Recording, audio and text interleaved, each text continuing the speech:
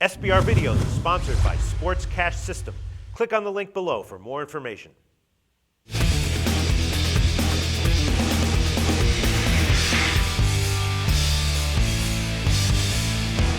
Hi, welcome to SBR Forum Videos. I'm Peter Loshak. This is our weekly NFL opening line show that we're going to be doing every week, every Monday, taking a look at the opening lines for the upcoming weekend of the NFL in light of what happened on Sunday. And we'll try to, give a little bit of an assessment of where these lines might move, which lines might have some value, where the public might be on, where the sharps might be on, what the big, obvious public teaser sides are going to be. And today, co-hosting the show with me is SBR Forum personality Dax. Dax, thanks for being with us today. Pleasure to be here, Pete.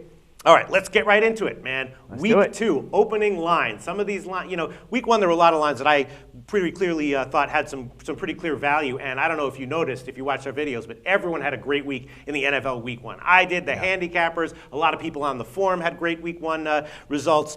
Now here we go, week 2, a little bit tougher here, a little bit tougher. Start off with the first one, New England minus 13. Here we go again, New England, a huge favorite. Why? The Jets suck. Of course they suck. New England should be a big favorite, Should they be a 13-point favorite? I don't know. One thing I do know is it's going to be another big public teaser side. Thing is, 13 points might be a little tough for them to cover. Their defense is still struggling somewhat as they let the Bills to 136 yards on the ground. However, they were able to surpass their air attack. They did 150 in the air. E.J. Manuel, he's a rookie, he's coming in, had 2 touchdowns. I mean, Brady's offensive line has to definitely pick up the pace and start protecting him a little bit more. He got hit 7 times by pass rushers. So even though they did struggle a little bit more in the pocket, he was able to get 288 passing yards plus 2 TDs and an interception that was really not his fault.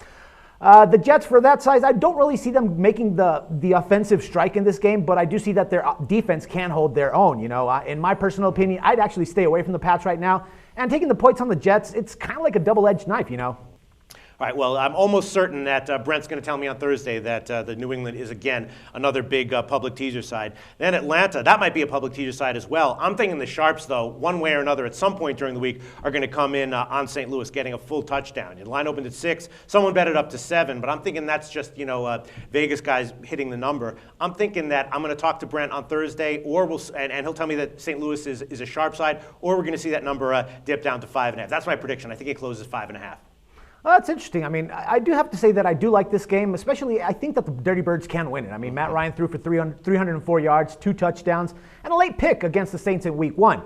Steven Jackson looked that he was back to his, perfect self, and he was actually making sync with the offense. On the other hand, you do have the Rams who just barely won against the Cardinals in week 1. They have a pretty decent defense too. Their defense was able to step up and make some key plays, but I still wouldn't be able to give them the win. I think that Bradford will struggle a bit. They will be able to make plays, but not enough to actually keep the score close. So, yeah, I actually think the -7 would be the way to go. And if you can get it at 5, that would be even better. I bet you we're going to find out Sharps are on St. Louis and that the line closes 5.5. We'll see, though. And then another line that I guarantee, I'm not sure if the Sharps will be on the other side, Baltimore -6.5. That's definitely going to be huge public teaser side. Definitely the public are going to be all over Baltimore on the spread as well. And maybe, who knows, maybe we'll hear that some sharp action did come in on Baltimore at 6.5. I don't think we'll see it at 7, but 6.5, we might. I can't really see how the line isn't higher. Baltimore displayed a decent game against the Broncos, and if they hadn't lost their deep threat, Jacoby Jones, their right tackle, Michael Orr, and the fact that Harbaugh didn't challenge Welker's catch, the game would have been completely different. I think that the Ravens are going to run all over the Browns. I didn't see much for the Browns defense, even against Miami, which didn't look bad at all. Plus, with Brandon Weeden throwing 3 picks, doesn't really give you much confidence in an offense. I think that they do have a great tight end. They have an awesome running back. But Baltimore's definitely going to remind us why they're the reigning Super Bowl champions. So, I mean, pick away, take the -6.5, take 7, take 14 on that one. Yeah, I don't know. Yeah, the books might get burned. This might wind up being one of those sides where the public and the Sharps are on the same side. And if so, the books could get burned. They might close at 7.5 if that happens. Then another one that kind of, a home favorite that I thought might be a little bit higher. Indianapolis -3 surprised me a bit. I think their game against Oakland was probably a little bit fluky. Oakland was a little bit better than advertised and kept it close. Miami's a good team. I was expecting this to be a little bit higher than 3. I actually think that it should have been higher as well, but it's a risky pick. Miami played well against the Browns, but again, it's the Browns who seem to be picking up exactly where they left off last season, maybe doing a couple of improvements. The Dolphins' defense looked really sharp against the aerial game that worked really nice. Their ground game was a little bit iffy, but then again, it was the Browns that they were playing against. I think that we can't really judge Miami that properly until we see them play against a better team, you know. Right. On the other hand, we do have Indy, who I believe that they actually struggled on their offensive side, on their defensive side, just because of the fact that the Raiders had a mobile quarterback. Terrell Pryor, who, in my opinion, had a great second career start. They really weren't expecting for a gameplay like that. That's pretty much what threw them off. I don't expect them to see that same type of game against Ryan Tannehill, which is a pocket passer, you know.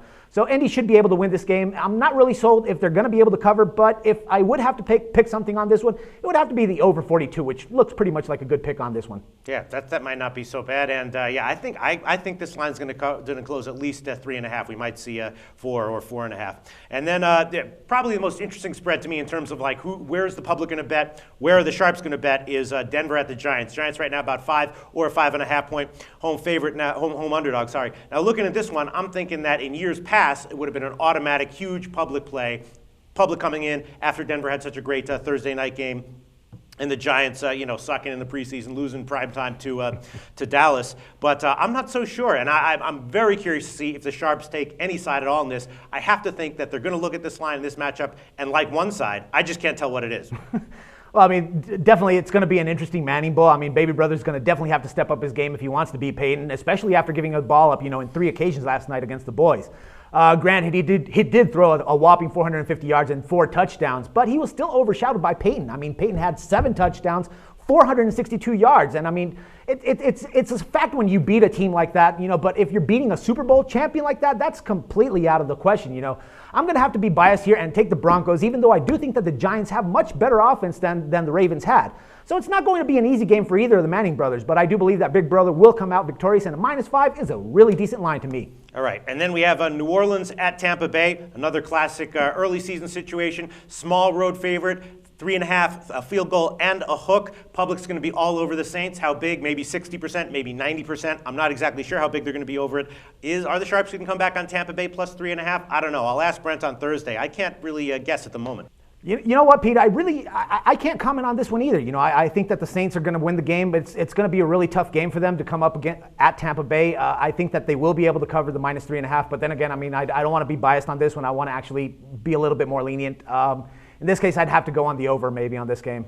All right. And then Seattle, -3, game of the week. Obviously going to be a huge high-profile game. I'm guessing that we're going to see, huge action, all public action that's going to be split. And I'm guessing that the Sharps are going to stay away. I don't know, but we'll see.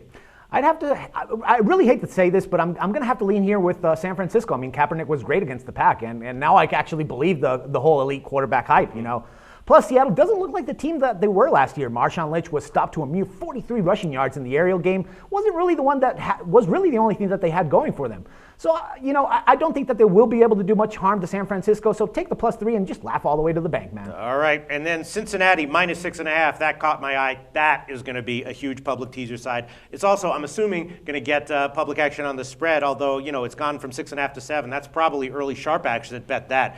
We'll see if it gets bet up even further to 7.5. If it gets bet up to 7.5, then it's probably going to be a sharp and teaser side, huge. And the books will be, very vulnerable on that one if it hits. Yeah, -6.5 for Cincy. -7 is still a good line. I mean, the Steelers don't really have much going for them. Their defense is old.